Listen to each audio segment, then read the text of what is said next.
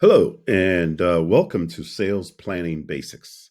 My name is Wesley, the CEO of Headway Idea Labs.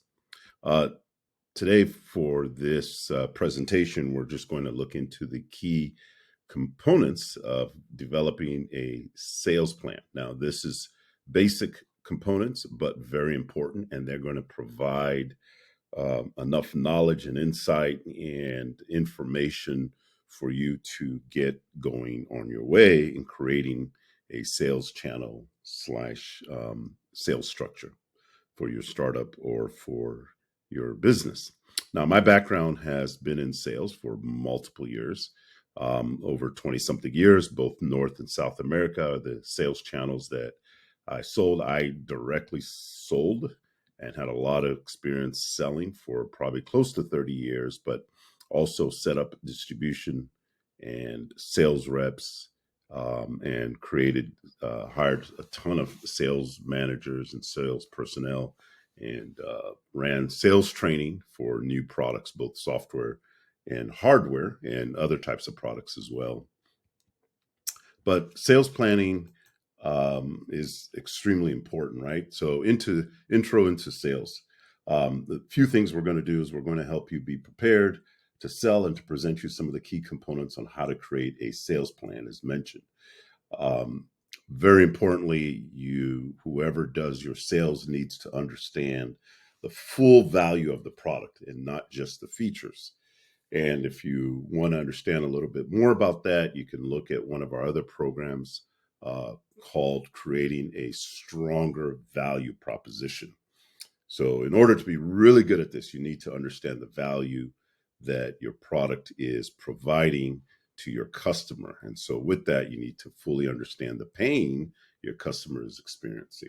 Now, what is the goal of sales planning basics? The goal is to help you prepare a strategy to sell your product, and who best should probably sell this product, right? Every company needs to be successful. And in order to be successful, need to know how to sell, and the tactics behind selling, and then finding the right people or the right organizations that will help you execute this. So, some of the key things we're going to run through today, we're going to talk about deciding on the right direct salesperson, right distributor, sales rep, product sales cycle, individual product market, a product profit margin, and sales administration. So, sales administration is just some tips on setting up your sales structure. So, deciding on the right direct salesperson, and when we use the term or you hear the term direct salesperson, that is someone that works directly for your company. So, they're typically a hired employee, and they represent the employee. They represent your company exclusively. So, that's a direct salesperson. They can come as sales managers, or sales personnel or director of sales.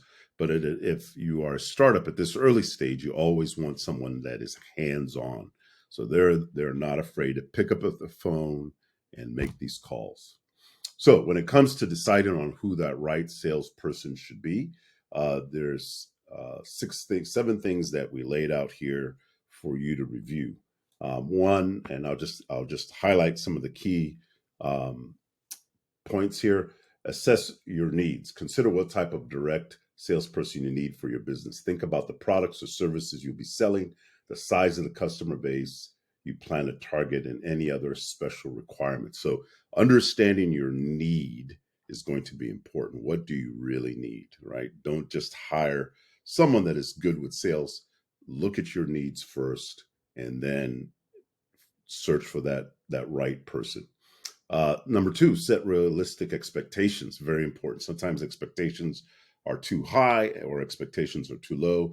If it's a new product getting out there, you want to set reasonable expectations. So I normally have a salesperson work for about 1 to 2 months, but every week we are having meetings to determine the successes, the failures, the challenges, areas that we didn't realize were very, very helpful in helping sales uh, calls to or sales to be closed. So very important to have the right expectations. Discuss salary and commission. This is very important. I have a little bit of information regarding that later on. Performance goals, timelines, communication expectations. Very important, right? When it comes to the progress of a salesperson for a company, you want to make sure that there's clear communication for many, many reasons to measure progress. But then also, if that person ends up leaving, you want to make sure you have information. Everything is tracked and documented on the sales calls that were made and what stage each potential customer is at. And we'll touch on that a little bit in regards to CRM later on. Now, the distributor. Distributors are typically companies that have multiple salespeople. And the great thing about a distributor is that they have a lot of experience in the industry and they are already talking to many of your customers selling different products. So if you can partner with a distributor that already has access and is already selling to some of your current customers, excellent. They'll have experience. They don't have the obstacles of picking up the phone and setting up a meeting. The other side to it is they typically will buy, depending on what you're selling, if it's possible to buy in larger quantities, distributors will buy, if it's hardware, they'll buy in larger quantities and stock it. But they're going to require or request a large discount. So discounts will range from 25, 35, 45, even 50%, and sometimes more, because they're taking on some of your risks. So deciding on a distributor, research potential distributors. Very important to research distributors that are selling similar products into your same industry, right? Always compare the distributors to find out what types of salespeople they have on their team, how many salespeople, what is the experience of the salespeople, how many products, if a distributor is selling, representing, or selling way too many products or way too many different types of products, that could be a challenge for them to focus on yours. Ask them, do they do any marketing? A lot of distributors will market your products for you to their current customers. And then obviously investigate factors such as size and scope of the distributor's business, which I just touched on. Visit potential visitors, so distributors, make sure that you do visit them and have a good meeting. But a distributor can be extremely, extremely beneficial for selling a new product, especially if they are already connected to your potential customers. And then deciding on independent sales rep. So sales reps are similar to a direct salesperson, but a sales rep is, I would call it, in between a direct salesperson, which is someone that works for your company, and a distributor. Why? Because the sales rep is independent. They work for themselves. They get typically a higher commission than a direct salesperson. They typically don't get any type of salary, though some sales reps will require or request a monthly retainer, and typically it's not that much. But they also, like distributors, will have access to your potential customers because they're currently selling other products to those customers. So I had a brought in a sales reps many years ago, and this was a very large customer that we had been trying to get into for 10 years.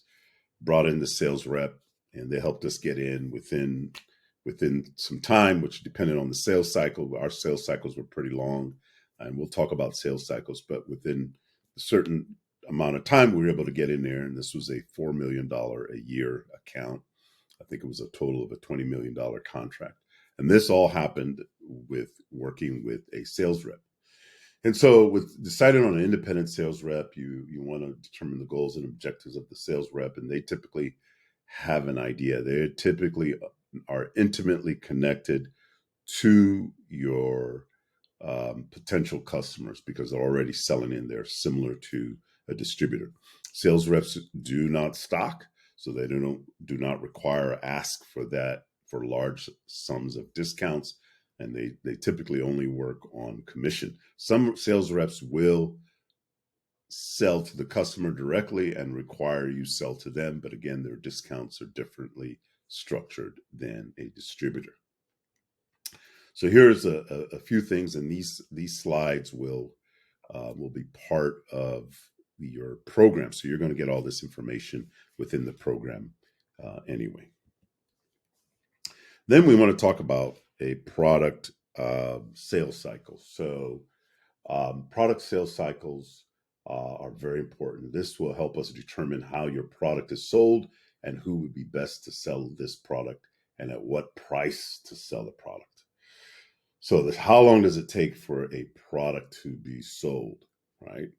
And our sales cycles, because of the complexity of what we were selling, our sales cycles were long. They were about a year, 6 months to a year, from the minute we picked up the phone and had the first interaction with the customer till the customer signed the papers and paid. But depending on the sales cycle that it takes will help you determine who best, whether a direct salesperson, independent sales rep, or distributor should be best at handling the sales for that particular product. So we'll talk a little bit about sales cycle. So what is the purpose? Understanding the sales cycle will also provide insight into the ease or difficulties of selling a particular product. A sales cycle is the time it takes from the moment there's a customer interaction with your product, sales call, demo, etc., till they decide to purchase your product. Obviously, following multiple interactions with your company. Some sales cycles are immediate, right? A person goes into a store to buy a bottle of water, that's immediate. A person purchasing a home is not as immediate, but it takes typically weeks or months to purchase a home. So that's a sales cycle. Or a company buying some very expensive medical equipment, such sales cycles can go upwards of several months to years at a time. So understanding, and this typically takes time, and but you can also do a little bit of research to find out what similar products like yours, what is the sales cycle for similar products like yours? And so you can get an idea, which will help you determine who best to potentially sell this product. Now, individual product market. So we talked about sales cycle, and this is based on one product. It's not on all your products. Each product, more than likely, if they're not that similar, will have its own unique sales cycle, how long it takes to sell. Now, the next thing is the individual product market. How large is the potential market for that particular product? Now, it's important to know that, right? Why? Because if you do this early on, as possible, to help you develop the right strategies to reach your customers. And it'll help you understand how you'll generate sustainable revenue for a long period of time. So if we're selling a product and we know that the size, in other words, the potential number of customers is large or small, we need to know how big our customer base is for that particular product, and then how long it's going to take to sell that product.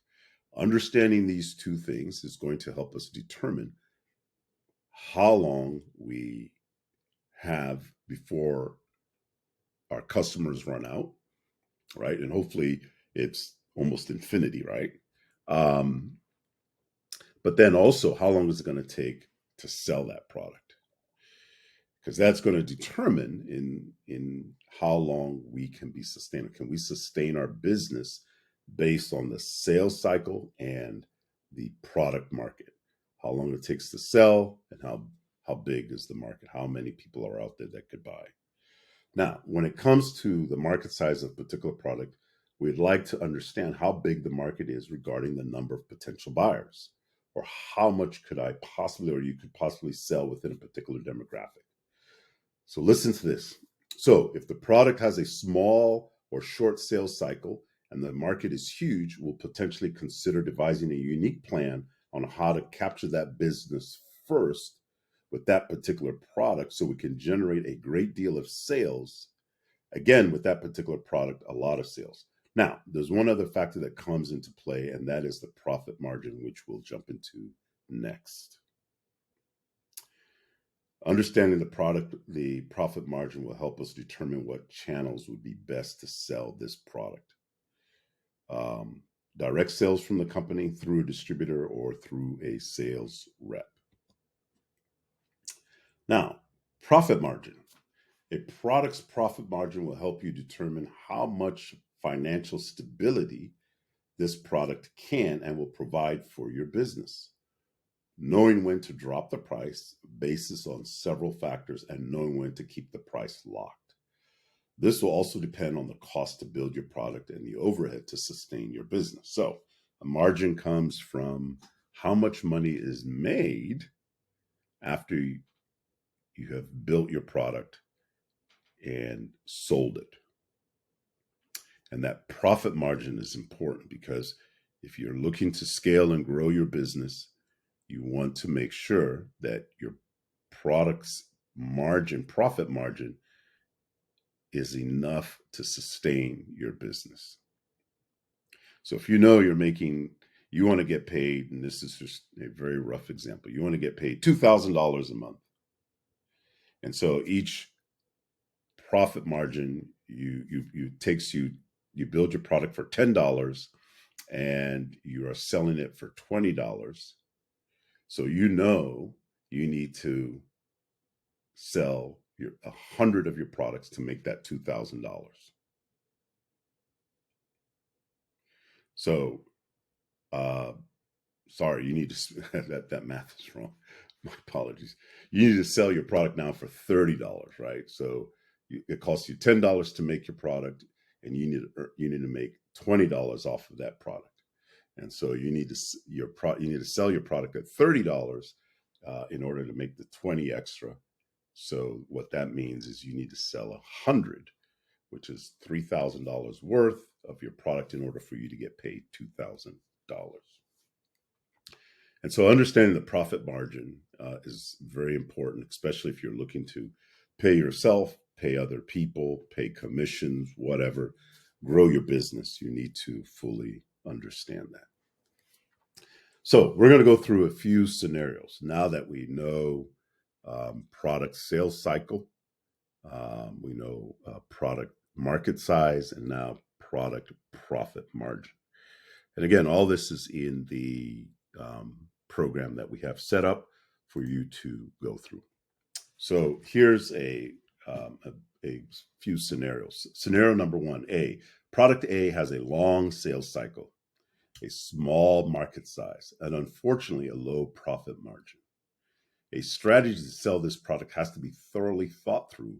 If not, there will be a high percentage of risk in losing time and money, right? So if you have a small market size, and so you're roughly able to sell 5% of that potential customer base. So if you have 1,000 potential customers in a particular area and you're selling 5%,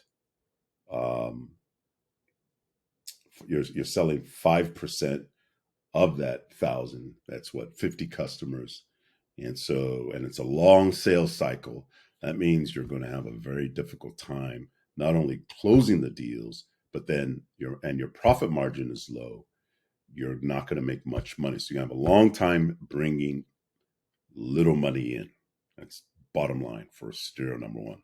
Long time to bring little money in, and your market eventually will not sustain your sales, and you will run out of sales opportunities.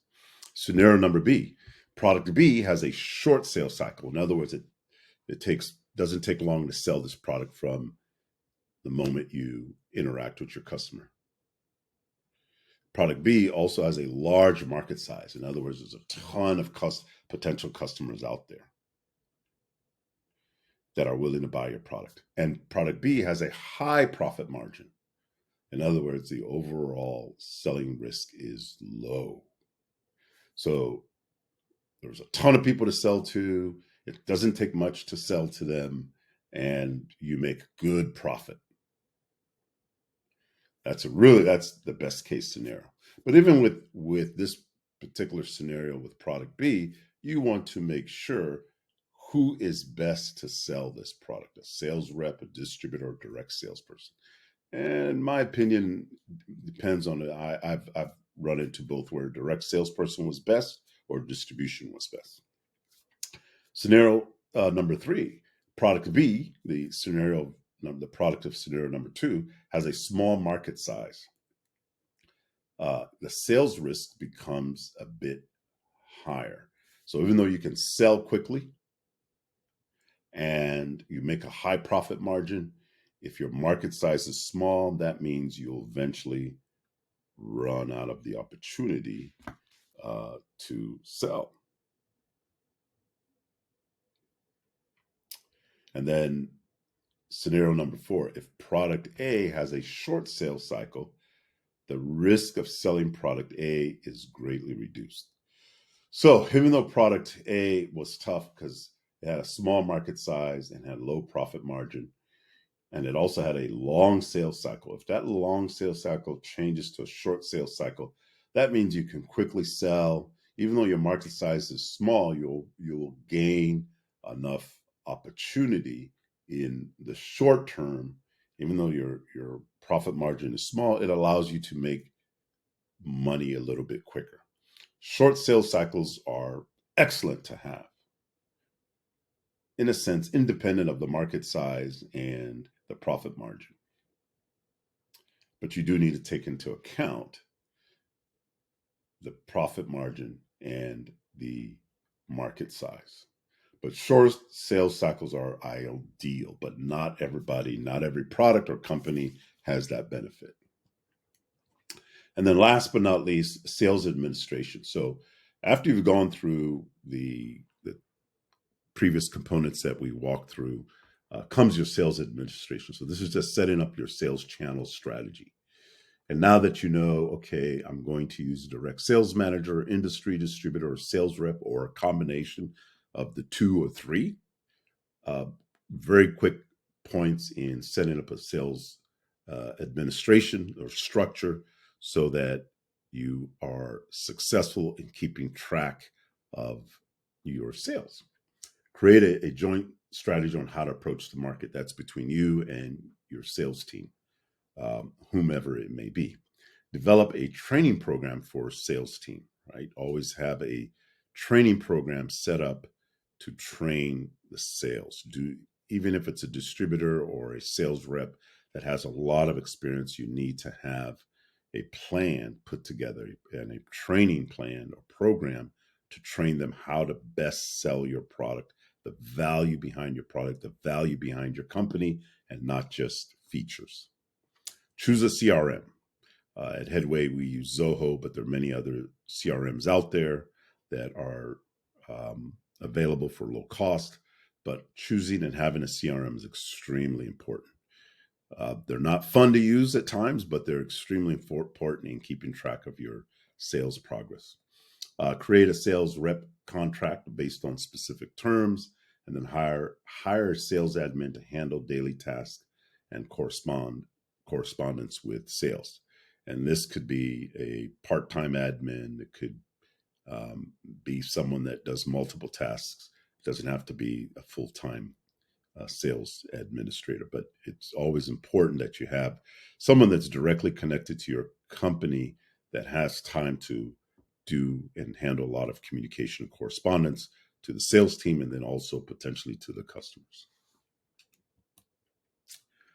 Also consider Headway's investor readiness programs. Similar to this, we have programs on market research and provide a in-depth market research report. Creating a stronger value proposition is another one of our programs, which focuses on creating a value proposition that is much stronger than just features and price, which is where a lot of my experience comes from.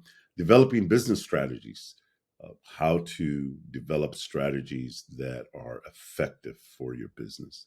I call it developing your unique fingerprint. Also building an effective sales channel, which is what we just went through. A team, cohesive team. Teams matter, especially starting from yourself and then going on to the others that you want to bring onto your team to effectively execute. Uh, Next is the early adopter. If you don't understand what an early adopter is, please do your research before you decide to um, pay for the early adopter report. This is just a report. This is not a program. We do all the research. We do require some information from you, but we do all the research to provide an early adopter report. And then we have a free program, which is 4 Steps to Build. And again, it's just it's a video and some steps and a few templates in there when you're developing software or hardware. And then we have our full startup program, which is currently 4 steps. The 5th step, which is launch, will be released in the next 2 months. We also have templates. These are just example of some of the templates. We have multiple templates, 20 to 30 of templates within our programs, and these are PDFs that are editable, so you can write in these PDFs or type into these PDFs. For all of our programs, we have templates.